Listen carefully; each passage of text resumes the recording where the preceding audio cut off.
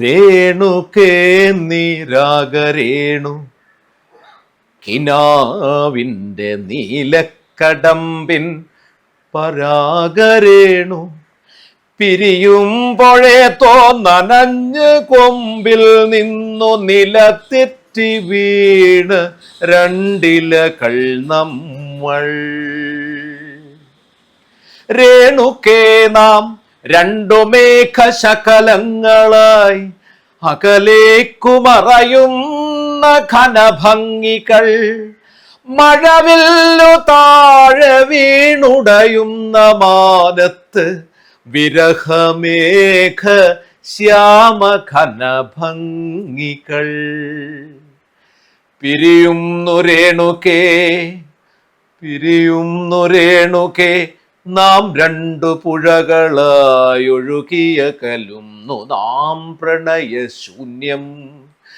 ജലമുറഞ്ഞൊരു ദീർഘശില പോലെ നീ വറ്റി വറുതിയായി ജീർണമായി മൃതമായി ഞാൻ ഓർമ്മിക്കുവാൻ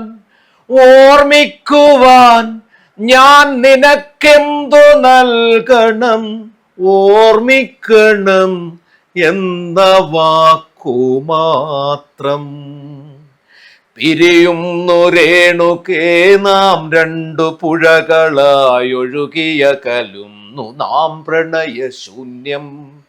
ജലമുറഞ്ഞൊരു ദീർഘശില പോലെ നീ വറ്റി വറുതിയായി ജീർണമായി മൃതമായി ഞാൻ ഓർമ്മിക്കുവാൻ ഞാൻ നിനക്കെന്തു നൽകണം, ഓർമ്മിക്കണം എന്ന വാക്കുമാത്രം. ഓർമ്മിക്കുവാൻ ഞാൻ നിനക്കെന്തു നൽകണം, ഓർമ്മിക്കണം എന്ന വാക്കുമാത്രം. അങ്ങനെ പോകുന്നതാണ്. എന്താ അറിയോ, ഇത് തീരരുതെന്നായിരുന്നു ഞാൻ ഇങ്ങനെ പോട്ടെ കുറച്ച് സമയം അങ്ങനെ. അതായത് ഈ ഓർമ്മിക്കുവാൻ ഞാൻ നിനക്ക് എന്ത് നൽകണമെന്നേ, ഓർമ്മിക്കണമെന്ന വാക്ക് മാത്രം നമുക്ക് ഏത് സാഹചര്യത്തിൽ ആരോടും പറയാം. നിറയുന്നു നീ എന്നിൽ, നിന്റെ കൺമുനകളിൽ നിറയുന്ന കണ്ണുനീർത്തുള്ളി പോലെ എന്നാണ്. വർഷങ്ങൾക്ക് ശേഷം പരസ്പരം കണ്ടുമുട്ടുമ്പോൾ പല ഓർമ്മകളുടെയും കണ്ണുനീർത്തുള്ളികൾ നിറഞ്ഞു വീഴും നമ്മുടെ മുന്നിൽ, അല്ലേ? ചിലപ്പോൾ നമ്മളിൽ നിന്ന് നിറഞ്ഞു വീഴും. അപ്പൊ അങ്ങനെ ഉള്ള സന്ദർഭങ്ങൾ എല്ലാവരുടെയും ലൈഫിൽ ഉള്ളതുകൊണ്ടാണ് നമുക്കത് ഇഷ്ടപ്പെടുന്നത്. എനിക്ക് കുറച്ചുകൂടെ എന്ന് വെച്ചാൽ ഫെയർ ആയിട്ടുള്ള ഒരു ബ്രേക്കപ്പിനെ സപ്പോർട്ട് ചെയ്യുന്ന ഒരു പരിപാടിയാണ്. അപ്പം ബ്രേക്കപ്പ് അറിഞ്ഞൂടാ പിള്ളേർക്ക്, എങ്ങനെയാണ് ബ്രേക്കപ്പ് ആവേണ്ടതെന്ന് കുറച്ചുകൂടെ ഈ കാലഘട്ടത്തിൽ പഠിക്കുന്നുണ്ട്. പക്ഷേ ബ്രേക്കപ്പിന് ഇപ്പോഴും ആൾക്കാർക്ക് പേടിയാണ്. സത്യത്തിൽ ആരോഗ്യപരമായ സമൂഹമാണ് ഡിവോഴ്സും ബ്രേക്കപ്പും ഒക്കെ ഉണ്ടാക്കുന്നതെന്നാണ് നമ്മുടെയൊക്കെ ഒരു ഒബ്സർവേഷൻ എന്ന് പറയുന്നത്. അതിങ്ങനെ നിരന്തരമായ ഒരു പ്രോസസ്സാണ്. അത് വളരെ വൃത്തിയായിട്ട് ചെയ്യാൻ പഠിച്ചു കഴിഞ്ഞാൽ വേറെ ഇഷ്യൂസ് ഒന്നും ഇല്ല. ഇപ്പോൾ തേപ്പ് എന്ന് പറയുന്ന വാക്ക് പോലും ഒരർത്ഥത്തിൽ പോസിറ്റീവായിട്ട് നമുക്ക് വളരെ പോസിറ്റീവായ ഒരു കാര്യമാണ്. അപ്പോഴാണ് ഒരു തേപ്പ് കിട്ടാൻ പ്രാർത്ഥിക്കണം. എൻ്റെ അഭിപ്രായത്തിൽ അതാണ്. ഓരോരുത്തരും അവരവരുടെ, എൻ്റെ കുഞ്ഞുങ്ങളോട് പറയാനുള്ളതാണ്, പ്രണയ നഷ്ടം എന്ന അസുലഭമായ ഭാഗ്യം ഉണ്ടാകാൻ എല്ലാവരും ആഗ്രഹിക്കണം. എന്നിട്ട് പ്രണയ നഷ്ടം സംഭവിക്കുമ്പോൾ ആ നഷ്ടത്തിൽ നിന്നുള്ള നഷ്ടപ്രണയത്തെക്കുറിച്ച് ഓർക്കണം. നീ അടുത്തുണ്ടായിരുന്ന കാലം, നീ അടുത്തുണ്ടായിരുന്ന കാലം, ഇങ്ങനെ ഓർക്കാനുള്ള ഏറ്റവും മനോഹരമായ ഒരു ഓർമ്മയാണ് പ്രണയനഷ്ടം. അല്ലാതെ മറ്റൊരാളിനെ കൊല്ലാനോ മറ്റൊരാളിന് കഷായം കൊടുക്കാനോ ഉള്ള ഒരു അവസ്ഥയല്ല പ്രണയനഷ്ടം. നീ കുറെ കാലം കഴിഞ്ഞിട്ടാണ് ഈ കവിത നീ അടുത്തുണ്ടായിരുന്ന കാലം, ഞാൻ എന്നിലുണ്ടായിരുന്ന പോലെ, നീ അടുത്തില്ലാതിരുന്ന കാലം, ഞാൻ എന്നിലില്ലാതിരുന്ന പോലെ, സ്വപ്നത്തിൽ നീ പുഞ്ചിരിച്ച കാലം, എന്റെ ദുഃഖങ്ങളെല്ലാം അകന്ന പോലെ,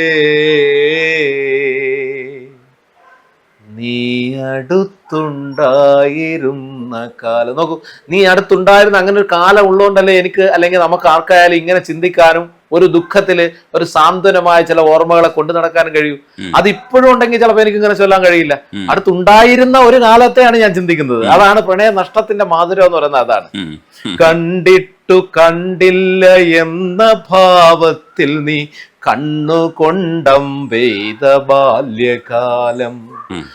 നോക്കുന്നതെന്തിന്നു നീ എന്നെ എന്നു നീ നോട്ടത്തിലൂടെ പറഞ്ഞ കാലം, നേരം വെളുത്താൽ നിനക്കായി വരമ്പത്തെ നീളും നിഴൽ നോക്കി നിന്ന കാലം, മുന്നോട്ടു പോയിട്ടു പിന്നോട്ടു നോക്കി നീ കണ്ടു ഞാനെന്നു ചിരിച്ച കാലം, മുന്നോട്ടു പോയിട്ടു പിന്നോട്ടു നോക്കി നീ കണ്ടു ഞാനെന്നു ചിരിച്ച കാലം, നഷ്ടപ്പെടും വരെ നഷ്ടപ്പെടുന്നതിൻ നഷ്ടമെന്താണെന്നതോർക്കില്ല നാം, നഷ്ട പ്രണയത്തിനോർമ്മ പോലിത്രമേൽ മധുരിക്കും അനുഭൂതി വേറെയുണ്ടോ, മഴ പെയ്തു തോർന്നതിൻ ശേഷമൊരു ചെറുകാറ്റ് കവിളിൽ തലോടും തണുപ്പു പോലെ, നഷ്ടപ്രണയത്തിനോർമ്മ പോൽ ഇത്രമേൽ മധുരിക്കും അനുഭൂതി വേറെയുണ്ടോ എന്നാണ്.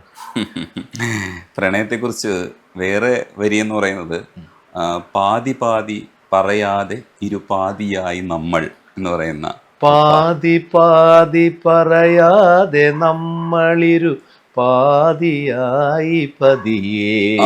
അതെ, അത് പടാണ്. അത് നൈറ്റ് ഡ്രൈവ്. നൈറ്റ് ഡ്രൈവിനകത്ത് എനിക്ക് ട്യൂൺ അയച്ചു തരികയാണ് ചെയ്തത്. ഞാൻ വീട്ടിൽ ഇരുന്ന് ചെയ്തതാണ്. അതുകൊണ്ടാണ് എനിക്ക് പെട്ടെന്ന് ഓർമ്മ വന്നിട്ട്. രഞ്ജിൻ നമ്മുടെ പടം നിത്യാമാമൻ പാടിയത് വോയിസ് ഭയങ്കര മനോഹരമാണ്. നല്ല സോഫ്റ്റ് ആയിട്ട് പാടിയിട്ടുണ്ട്. അതേപോലെ കുറച്ച് പാട്ടേ ഞാൻ എഴുതിയിട്ടുള്ളൂ. കണ്ണൂരം പാടിയിരിക്കുന്നത് ശ്രേയ ഘോഷാല. അത് ഭയങ്കര രസമല്ലേ? അതിന് അവാർഡ് കിട്ടി. അതെ, അവർക്ക് ഏറ്റവും നല്ല ഗായികയ്ക്കുള്ള 2011 11 ഏറ്റവും നല്ല ഗായികയ്ക്കുള്ള സംസ്ഥാന അവാർഡ് കിട്ടി. കണ്ണൂരം ചിങ്കാരം അവാർഡ്. അത് എം ജയചന്ദ്രനാണ്. അതെ, എം ജെ ഒരുവിധപ്പെട്ട ഗായികർക്കൊക്കെ അവാർഡ് വാങ്ങിച്ചു കൊടുത്ത ആ പടത്തിൽ തന്നെ സുദീപ് കുമാറിന് അവാർഡ് കിട്ടി. ചെമ്പക പൂങ്കാട്ടിലെ ചിത്രമണി പൊയ്കയിൽ കണ്ടു ഞാൻ നിന്നെ ചെന്താമരേ, എന്റെ കരൾ കുമ്പിളിൻ ചാറ്റുമഴച്ചോലയിൽ വന്നു പൂത്തുലഞ്ഞിടുമോ ചൊല്ലാതിരേ ചെന്താമരേ, ചെമ്പക പൂങ്കാട്ടിലെ ചിത്രമണി പൊയ്കയിൽ കണ്ടു ഞാൻ നിന്നെ ചെന്താമരേ എന്ന് പറയുന്ന പാട്ടാണ്. പിന്നെ ദാസേട്ടൻ മലയാള സിനിമയിൽ 50 വർഷം പൂർത്തിയാക്കിക്കൊണ്ട് പാടിയ പാട്ട് മല്ലു സിംഗിലെ എന്റെ ഗാനത്തിന്റെ 4 വരികളാണ്. മല്ലു സിംഗ് എന്ന സിനിമയിൽ അപ്പോഴായിരുന്നു അദ്ദേഹം 50 വർഷം പൂർത്തിയാക്കിയത്. അപ്പൊ ഭാഗ്യത്തിന് എന്റെ പാട്ട് പാടുകൊണ്ടാണ് അദ്ദേഹം ചം ചം എന്ന് പറയുന്ന പാട്ട്, നീ പാടാതെ പാടുന്ന പാട്ടിൽ ഈ ചോളങ്ങൾ ചാഞ്ചാടും ചന്തം, ചം ചം ചമുക്ക് ചമു ചം ചം, നീ നോക്കാതെ നോക്കുന്ന നേരം ഈ പൂവാക പൂക്കുന്ന ഗന്ധം. ഈ പാട്ടിന്റെ 4 വരി ശ്രേയ ഘോഷലാണ് ഈ പാട്ട് പാടിയിരിക്കുന്നത്. പക്ഷെ അവസാനത്തെ 4 വരി ഇതിനു വേണ്ടി മാത്രം 50 വർഷം പൂർത്തിയാകുന്നത് കൊണ്ട് മാത്രം അദ്ദേഹം ആലോചിച്ചുകൊണ്ടാണ്. അങ്ങനെ കയ്യൊപ്പുള്ള കുറെ പാട്ടുകൾ ചെയ്യാൻ കഴിഞ്ഞു എന്നുള്ളതാണ്.